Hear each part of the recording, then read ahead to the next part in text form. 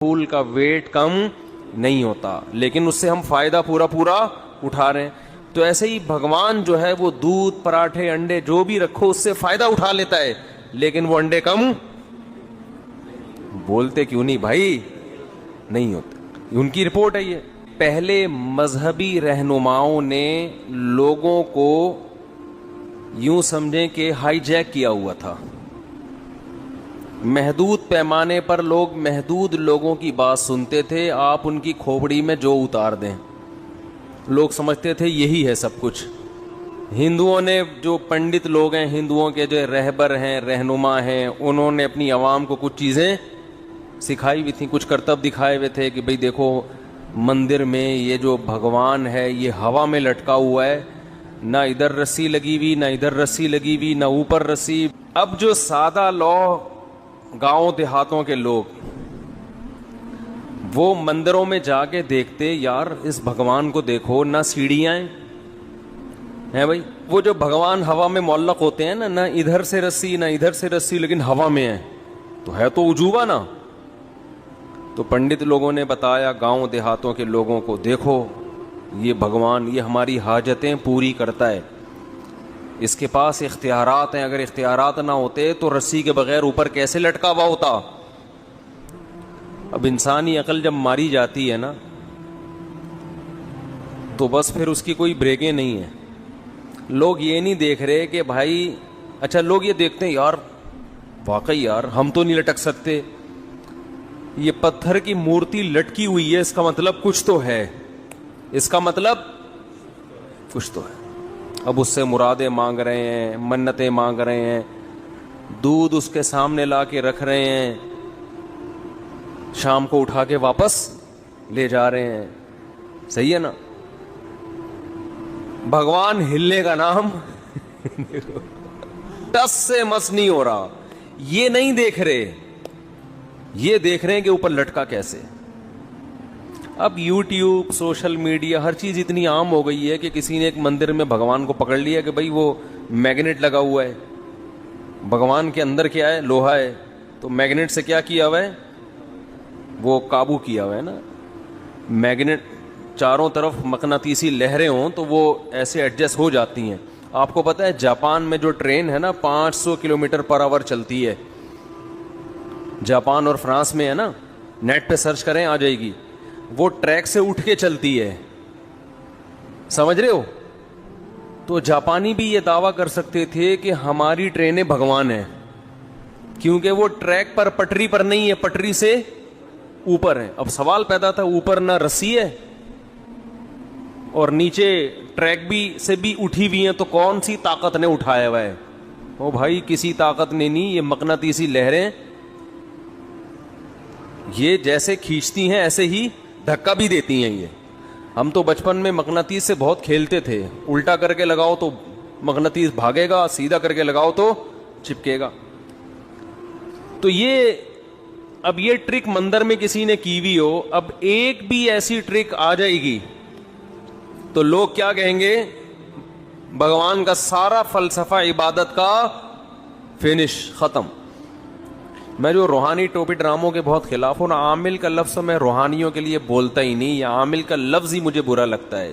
ٹوپی ڈرامہ ہی صحیح ہے ان کے لیے. روحانی ٹوپی ڈرامے ایک کام پتہ ہے کیا کرتے ہیں؟ آپ کو جادو ٹونے کے بہانے کہ فلاں نے جادو کیا ہوا ہے، انڈے میں سے سوئیاں نکال کے دکھائیں گے آپ کو. یہ بہت کرتے ہیں. یوٹیوب پہ یہ بھی پکڑا گیا ہے کہ یہ کیسے کرتے ہیں. آپ سرچ کریں گے، پہلے بہت مفتیوں نے الو بنائے ہیں لوگوں کو، جو اپنے نام کے ساتھ کیا لگاتے تھے؟ مفتی. روحانیت کے نام پہ بڑے بڑے اداروں کے بڑے بڑے بزرگوں کے خلیفاؤں نے یہ جو سوئیوں والا سیٹ اپ ہے نا، اس کے نام پہ لوگوں کو کیا بنایا ہے؟ الو. الو کا ترجمہ آپ ڈکشنری میں جا کے دیکھ لیں. اگر آپ کو وہ جیسے ایک آدمی نے 1 سال بعد کیس کیا عدالت میں کہ اس نے مجھے گینڈا کہا ہے، ایک بندے پہ کیس کیا کہ اس نے مجھے کیا کہا ہے؟ گینڈا. عدالت نے کہا کب کہا تھا؟ اس نے کہا 1 سال پہلے. اس نے کہا کیس آج کیوں کر رہے ہو بھائی؟ کہہ رہے گینڈا میں نے آج ہی دیکھا ہے، مجھے کیا پتا تھا ایسا گینڈا ہوتا. تو اس لیے ڈکشنری میں آپ الو کا لفظ سرچ کریں, پھر آپ کو پتا چلے گا, الو دیکھ کے اندازہ ہوگا کہ روحانی علاج والے آپ کو یہ بنا رہے ہیں, پھر آپ کو ان پہ کیا آئے گا, غصہ آئے گا, ورنہ نہیں آئے گا. تو یہ انڈے سے سوئیاں نکالنا, پتلے پہ سوئیاں نکالنا, یہ بڑی ٹرک ہوتی ہے ہاتھوں کی, یہ سب کرتے ہیں. آج یوٹیوب پہ دیکھ لیں, پڑا ہوا ہے. تو اب کیا ہے, کیونکہ اللہ نے دین کو دنیا میں غالب کرنا ہے نا, تو اب دیکھو ضرورت ایجاد کی ماں ہے. جس چیز کی ضرورت ہوتی ہے اللہ اس چیز کو پیدا کرتے ہیں. آج اگر یہ زمین کی رگوں میں پیٹرول دریافت نہ ہوتا تو انسان زندہ رہ سکتا؟ گدے گھوڑوں پہ اگر تجارت ہوتی تو کراچی کو فار ایگزامپل پتہ نہیں کتنے ہزار ٹن گندم چاہیے ہوتی, تو چائنا سے گدھے سوار ہوتے گندم لانے کے لیے. بتاؤ, پہلے تو ایسا ہی ہوتا تھا نا بھائی, شہر میں گندم ختم ہے تو وہاں سے اتنے گدھے تاجر لوگ منگوا رہے ہیں, تو اتنے گدھے ہوتے کہ گندم سے زیادہ گدھوں کی ویلیو بڑھ جاتی. گندم سے زیادہ کس کی ویلیو ہوتی؟ گدھوں کی. سارے گدھے لاتا. اللہ نے نظام بنایا ایک, جیسے جیسے آبادی بڑھ رہی ہے چیزیں مشکل کے بجائے اور آسان ہو رہی ہیں. حالانکہ ہونی چاہیے مشکل, لیکن ہو کیا رہی ہیں؟ آسان. پہلے تجارت مشکل, اب آسان. پہلے خوراک کا حصول مشکل, اب آسان. حالانکہ آبادی کیا ہو رہی ہے؟